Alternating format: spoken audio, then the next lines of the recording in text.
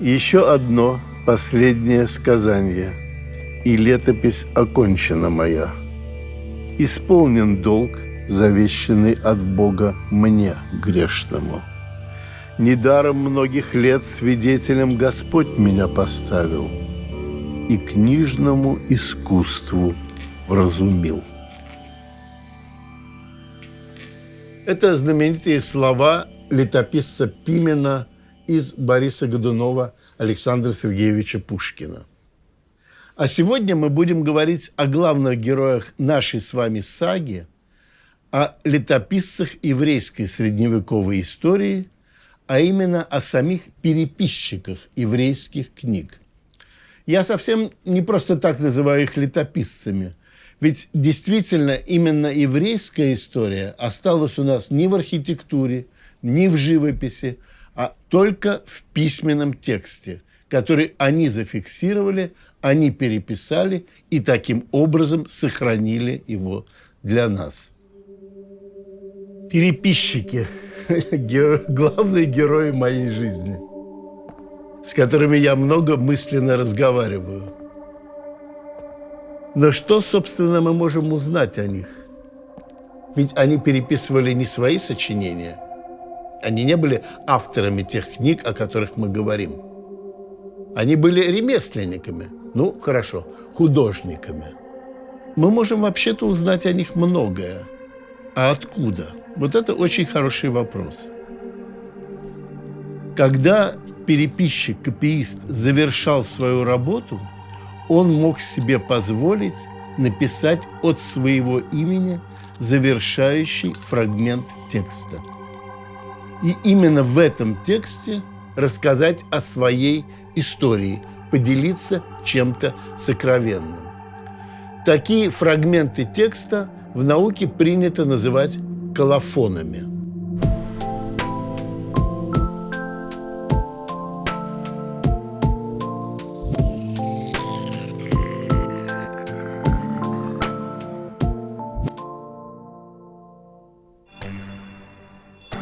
Колофонов у нас сохранилось довольно мало. Я бы осторожно определил их как 10-15% от общего массива еврейских рукописей до середины XVI века.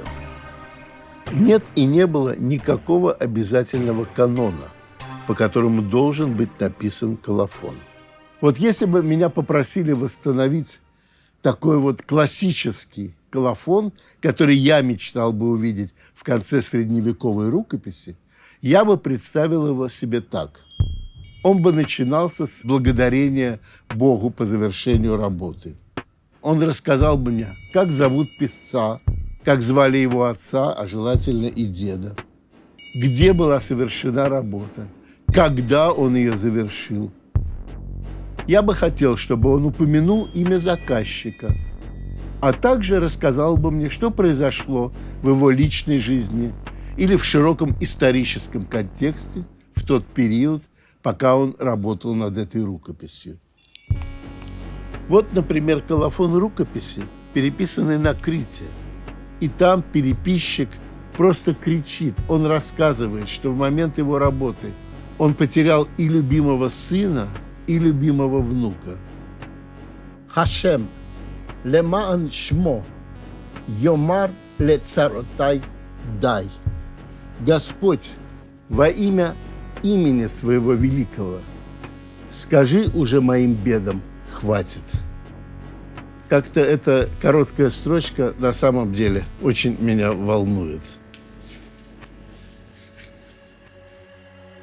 Не все колофоны были полными.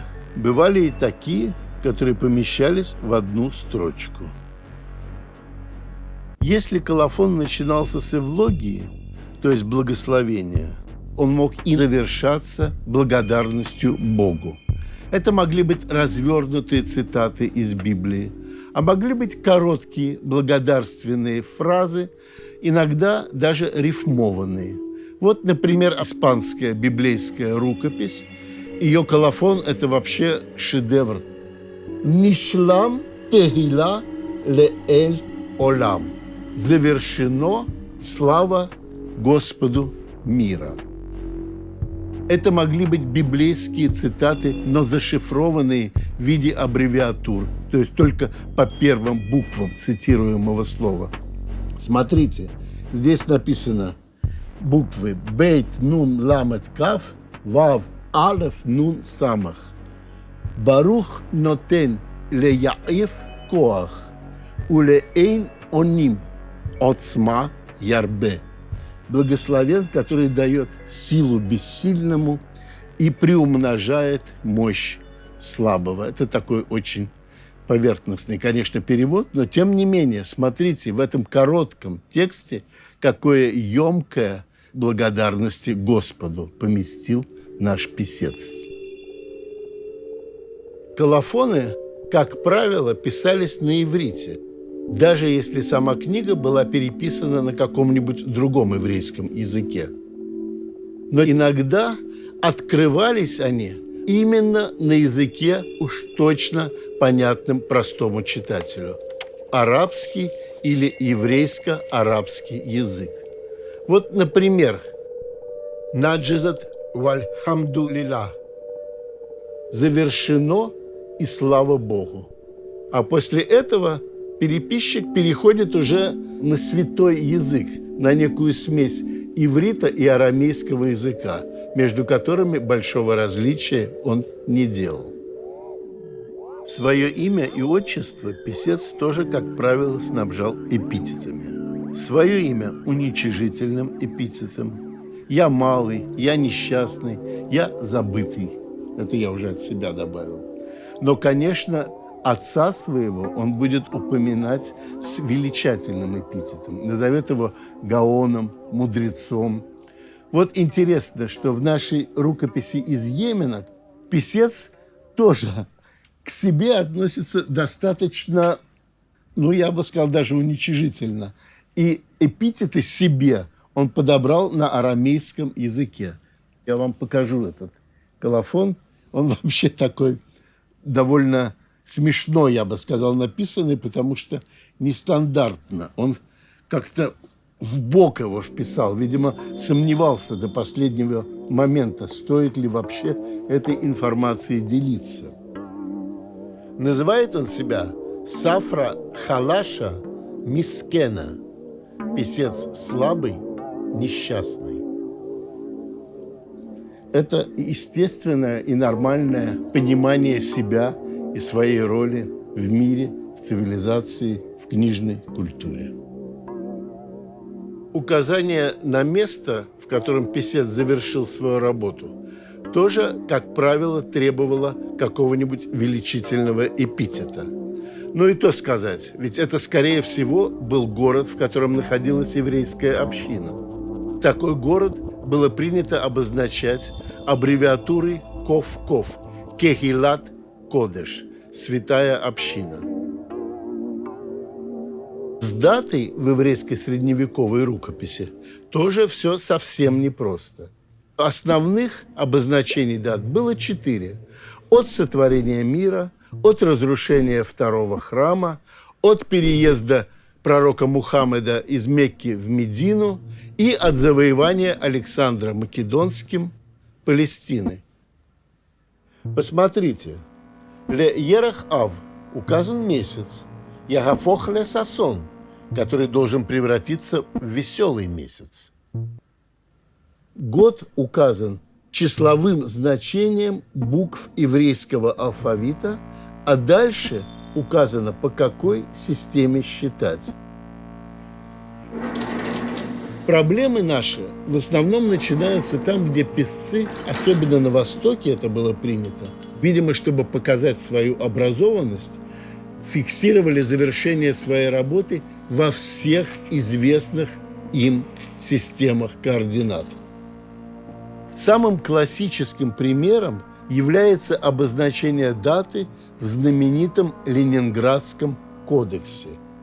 Самый полный сохранившийся кодекс еврейской Библии, который датируется условно периодом от 1008 по 1013 год. Казалось бы, почему такой разброд? А именно потому, что наш уважаемый писец, послушайте, Я вам зачитаю, как он позволил себе обозначить завершение своей работы. И завершена была эта рукопись в месяц Сиван года 4770 от сотворения мира. И это год 1444 с изгнания царя Иехонии. И это год 1319 по царству греков или по эре контрактов и прекращению пророчества. И это год 940 по разрушению второго храма. И это год 399 по хиджре. Вот и считайте. Все было бы хорошо, если бы даты эти совпали. У него они не совпадают. Но что мне особенно нравится в героях нашей саги, это то, что, по моему глубокому убеждению, они обладали хорошим, здоровым чувством юмора. Иначе я просто не знаю, как можно объяснить то, что в колофонах еврейских рукописей стала появляться очень странная фраза. «Да не будет никакого ущерба у писца ни сегодня, никогда, до тех пор, пока осел не подымется по лестнице». Какой осел? По какой лестнице? Очень странное выражение. Иногда они его расширяли и поясняли по той лестнице, которую праотец наш Иаков видел во сне. Это выражение появилось в XIII веке в ашкеназских рукописях, но, очевидно, понравилось всем. Этот мем про осла был по-настоящему популярен и в Италии, и в Испании. И его использовали переписчики, которые не могли ничего знать друг о друге. Ну хорошо, осел симпатичный. Но дальше на лестнице стали появляться быки, коровы и прочие разные животные. Но попадались и уже совсем заправские шутники, как, например, переписчик праздничного молитвенника Махзора Аба Мари Халфан, который заменил осла на мучные деликатесы. Он закончил свою работу такими словами: «Да не будет ущерба писцу ни сегодня и ни в будущем, пока не поднимутся макарон и корицон по лестнице, которую видел праотец наш Яаков во сне». И на вот этой вкусной ноте я хочу завершить наш сегодняшний рассказ. В следующей серии я расскажу вам о том, как писцы работали с текстом. Мы войдем в их внутреннюю лабораторию.